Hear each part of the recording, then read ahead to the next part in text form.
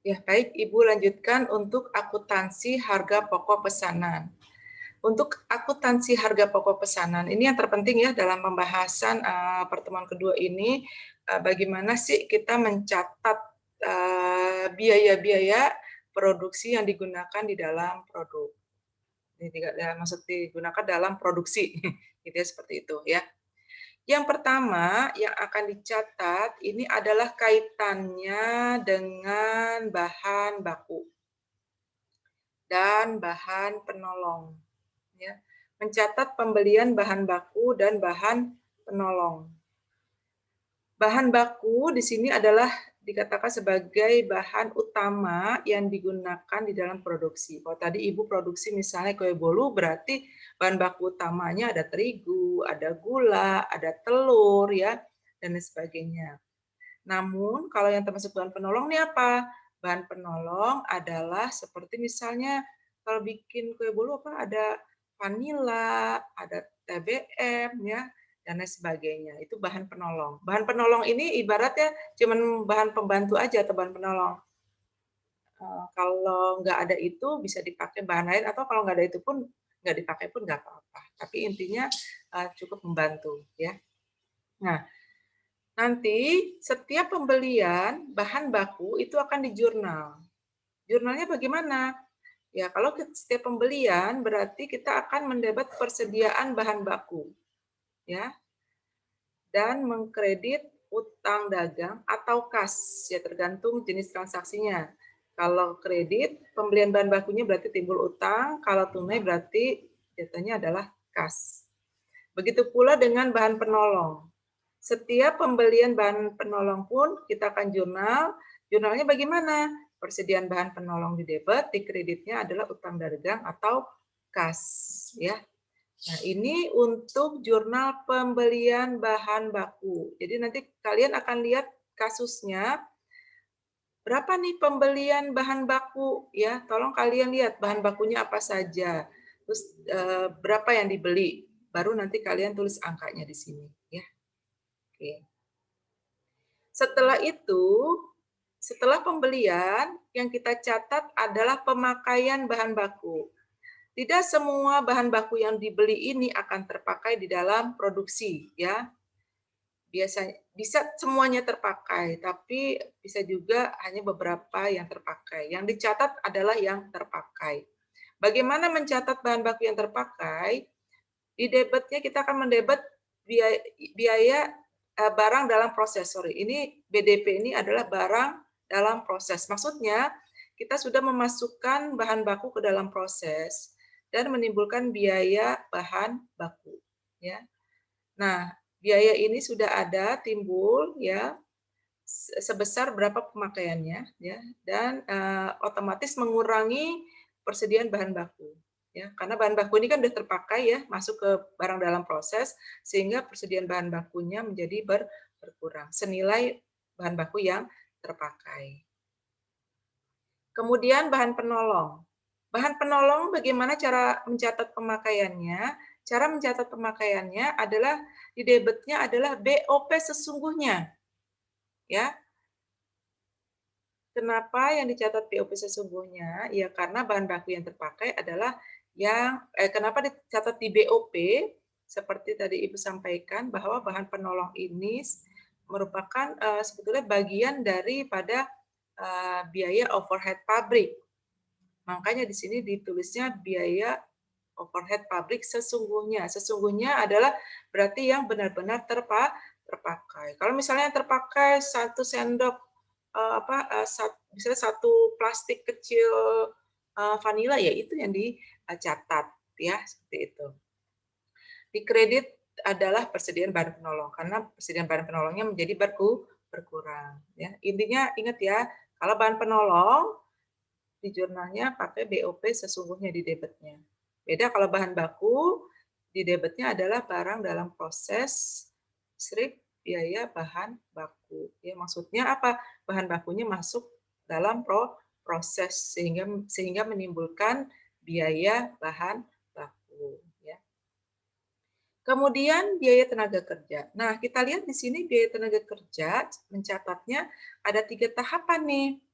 Tahap yang pertama adalah mencatat biaya tenaga kerja terhutang, ya. Jadi, ini buat seluruh pegawai. Jadi biasanya gini, biasanya taruhlah misalkan, suatu perusahaan, gajian di tanggal 30.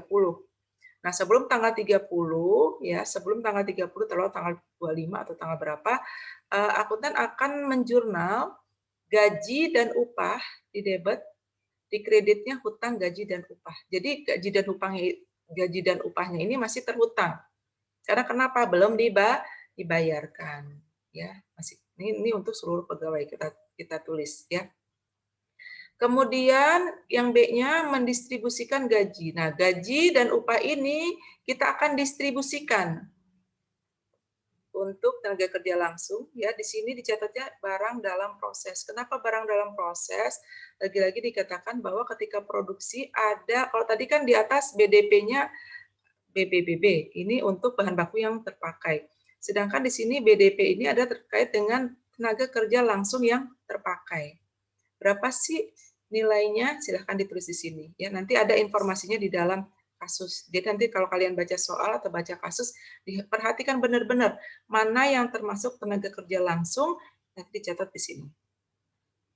Kalau tenaga kerja tidak langsung, ingat, kalau ada informasi di kasus atau di soal tenaga kerja tidak langsung, kalian mencatatnya di BOP sesungguhnya, ya. Berapa nilainya taruh di sini. Kemudian ada biaya administrasi dan umum, juga dicatat totalnya berapa. Untuk biaya pemasaran juga dicatat berapa totalnya. Keseluruhan itu merupakan gaji dan upah. Nah, kemudian sampailah di tanggal 30 ketika karyawan gajian. Nah, ketika karyawan gajian, maka akuntan akan mencatat hutang gaji dan upah. Hutang gajinya ini dibayarkan. Hutang gaji dan upah di debit dan kasnya di kredit. Karena kas perusahaan sudah keluar untuk bayar gaji. Sebesar apa? Ya ini sebesar hutang, gaji, dan upah. Ya, seperti itu. Jadi ingat, untuk biaya tenaga kerja pencatatannya ada 3. Pada saat BTK terhutang, terus kemudian distribusikan gaji dan upah ya. Jadi gaji dan upah di sini di ibaratnya dibagi-bagi ya sesuai dengan biaya-biayanya ya. Baru yang kemudian yang terakhir dibayarkan gajinya ya. Kemudian BOP ya. Mencatat biaya overhead pabrik. Mencatat biaya overhead pabrik ini juga ada pembagian, ada 2 ya. Yang pertama adalah mencatat pembebanan BOP ya. Jurnalnya gimana? BDP, BOP. Karena di sini ketika dalam produksi ada biaya overhead pabrik yang juga digunakan dalam proses produksi ya. Masuk dalam barang dalam proses ya, dalam barang dalam proses menggunakan biaya overhead pabrik. Di kreditnya adalah BOP dibebankan. Nah, biasanya BOP dibebankan ini ya nilainya adalah nilai berdasarkan tarif ya.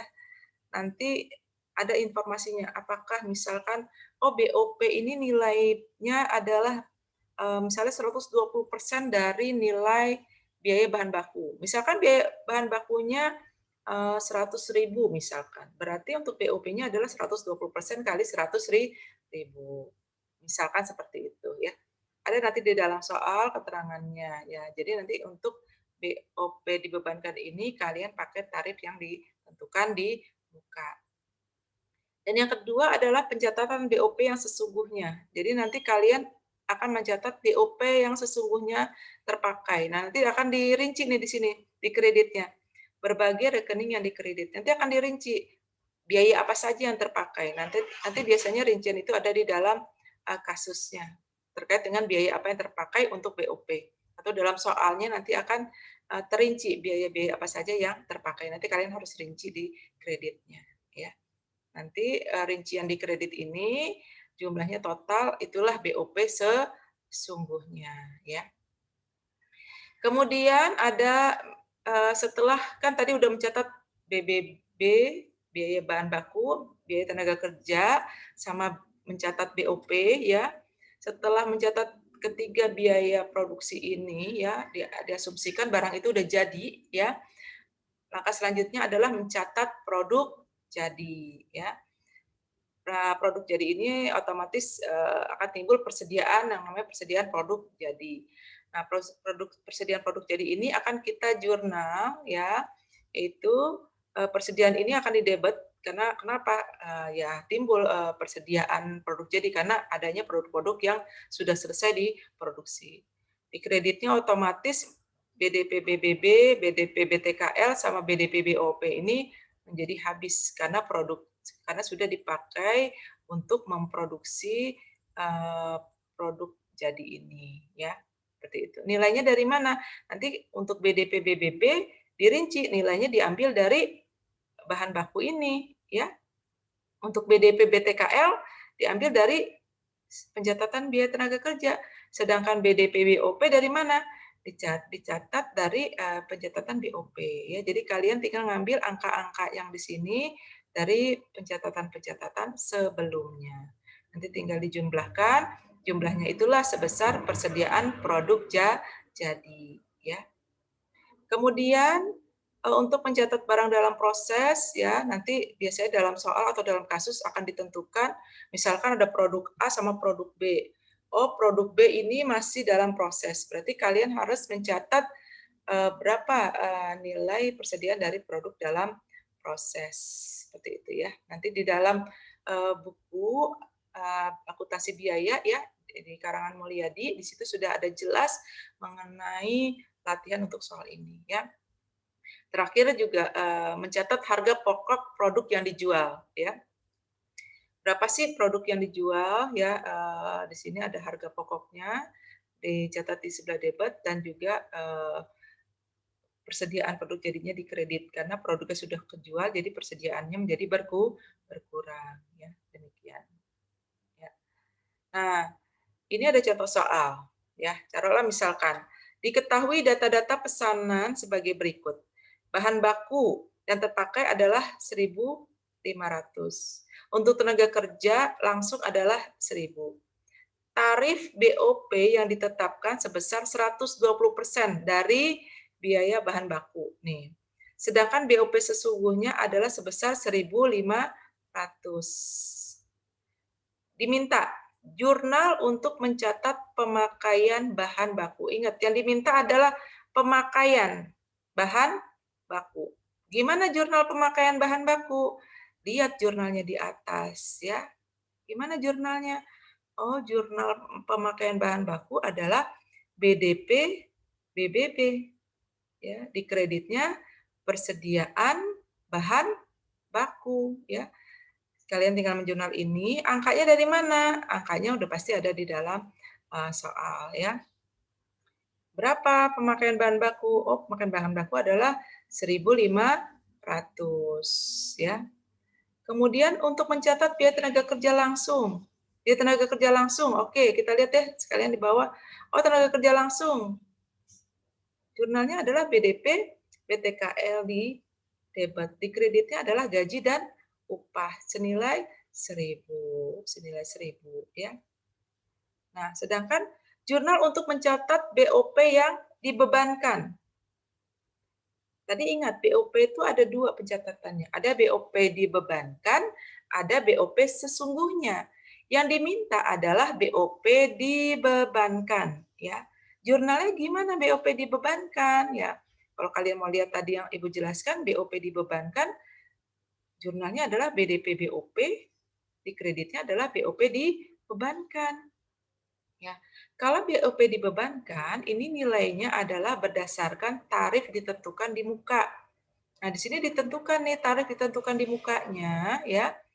Nah, tarif BOP yang ditetapkan adalah 120% dari BBB. Nah, kita hitung aja 120% dari bahan baku. Bahan baku kan tadi berapa? 1.500. Jadi 120%-nya berapa? Ya, 120%-nya di sini adalah 1.800 ya, seperti itu ya. Jangan kalian jurnal BOP sesungguhnya ya, karena yang diminta adalah BOP dibebankan. Dan BOP dibebankan ini cara mencarinya, angkanya berdasarkan tarif ditentukan di muka. Ingat ya. Nah, yang terakhir, besarnya harga pokok produksi. Harga pokok produksi ini sama dengan berapa biaya produksi, ya. Berarti tinggal kalian jumlahkan saja. Biaya produksi adalah biaya bahan baku, ditambah biaya tenaga kerja, ditambah biaya overhead pabrik. Keseluruhan berarti adalah 4.300. Nah, itulah yang terkait dengan pencatatan harga pokok produksi secara pesanan, ya. Harapannya ya buat teman-teman semua ya, mudah-mudahan penjelasan Ibu bisa dipahami ya. Insya Allah nggak sulit ya, kalian coba pahami, dan prakteknya contoh soalnya itu sudah ada di buku akuntansi biaya karangan Mulyadi ya, sudah ada di pembahasan harga pokok pesanan. Silahkan dipelajari, setelah dipahami, kalian Ibu minta untuk mengerjakan modul atau soal ya yang sudah disiapkan ya, yang sudah kalian download. Setelah kalian kerjakan, dikerjakan dengan tulis tangan ya. Kemudian seperti biasa dikerjakan ditulis dengan tangan yang rapi dan jelas ya. Seperti biasa di-scan, ya, tampilkan dengan yang penting yang jelas Ibu bisa baca ya. Dan jangan lupa upload di Google Drive dan linknya kalian kirim ke ruang tugas ya. Itu saja yang dapat Ibu sampaikan untuk pembahasan pertemuan kedua ini. Mudah-mudahan bisa dipahami ya, sekali lagi Ibu sampaikan. Oke, itu saja. Jika ada yang ingin ditanyakan, silahkan ditanyakan di forum diskusi. Ya, itu aja. Sampai ketemu lagi di pertemuan kita yang ketiga nanti, insya Allah. Assalamualaikum warahmatullahi wabarakatuh.